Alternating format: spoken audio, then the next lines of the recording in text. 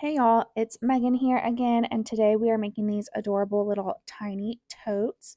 You can make it with a ruffle or without a ruffle if you want a plain one. They are lined and they are really quick and easy to make. You're going to need to cut two main bag pieces in the lining and two main bag pieces in your main. Your main pieces you want to add fusible fleece to, and don't forget to mark the strap placement on the main pieces. You're going to need to cut two bottom bag pieces, one in the lining and one in the main. The main again needs to have a fusible fleece, then two strap pieces, which I have fusible interfacing on. And then if you want to add the ruffle, you'll need two ruffle pieces. For your ruffle piece, you're going to want to press the short end a 1/4 inch to the wrong side on both ends, and then press it in half, wrong sides together, and we are going to stitch the short ends closed. Once those are stitched, then you're going to want to run two gathering stitches at the top of each ruffle piece. I like to do one in the seam and one out of the seam allowance. Then you're going to find the center of your ruffle piece by folding it in half, and you're also going to find the center of your main bag, and you're going to pin those together at the center. And then you're going to measure 5/8 of an inch from the top edge of the main bag, and you're going to pin the edge of the ruffle 5/8 inch from the top, just like this. And you're going to do the same thing on the other side. Once you have it all pinned in place, then you are going to gather the ruffle to fit, and then you are going to baste the ruffle to the main bag piece.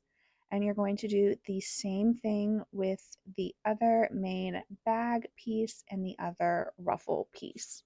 Once you have both ruffles sewn, then we are going to attach the bottom bag to the main bag. So again, find the center of the main bag and the center of the bottom bag and place a pin. And then I like to pin the tops together and then ease the rest into place. And I do this on both sides. And once you have it pinned into place, then you are going to stitch that bottom bag to the main bag with a 3/8 inch seam allowance. Once you have it sewn, then you need to clip those curves. So you can do this by clipping triangles into the curved section so that it can be nice and smooth when we press it, or you can use your pinking shears all the way around the seam just to cut down the excess with a fusible fleece and to clip the curves. Then we're going to attach the bottom to the other side of the main bag. So again, I find the center of both the bottom and the main bag, clip it together, and then pin it at the top and stitch it together again with that 3/8 inch seam, and then trim the curves. Then you can give it a nice press and go ahead and remove the gathering stitches if you added the ruffle. Now we need to attach the bottom of the bag to the main bag on the lining pieces. So on one side, you're going to do it exactly the same as we did the main pieces, clip it together, and then sew the entire thing with a 3/8 inch seam, clip the curves. And then when you get to the other side, you're going to pin it together, but you want to leave the bottom open. You want to leave at least 2 to 3 inches open on the bottom so that we can turn the bag right sides out later.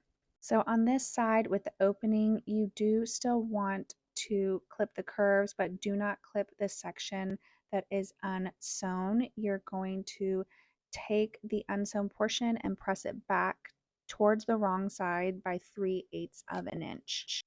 Then we need to stitch our straps. You're going to press them like bias, so press it in half to create a crease, then press each edge towards the center and press it in half again. And then we are going to stitch it closed. I also like to stitch down the other folded edge of the strap as well, and you can if you want to, or you don't have to. And then you're going to pin the strap with right sides together to the main bag using the placement markings from your pattern piece. Then you're going to baste the straps in place on each side. Once you have it stitched, you are going to turn your main bag wrong side out and your lining bag will be right side out. And you're going to place the lining bag inside the main bag so that they are right sides together. And you're going to pin them along the top, matching all of the seams. And then you're going to stitch them together along the top with a 3/8 inch seam allowance. After it's stitched together, I do like to trim down the main piece just because the fusible fleece is a little bit thick. So I just trim down the seam allowance, and then you're going to flip it right side out using that opening we left in the lining. Once you have it flipped, you can go ahead and close that opening. You can do it by hand or just use your machine. And then you want to press it really well, making sure that you have pressed the lining all the way inside of the bag. I find it helps to use a pressing ham, or if you don't have that, you can stuff some extra fabric or a towel inside of the bag so you can get all the curves nice and pressed. And then it is complete. If you make a bag, as always, we would love to see them posted in our Facebook group or tag us on Instagram at Made for Mermaids, hashtag Made for Mermaids Patterns.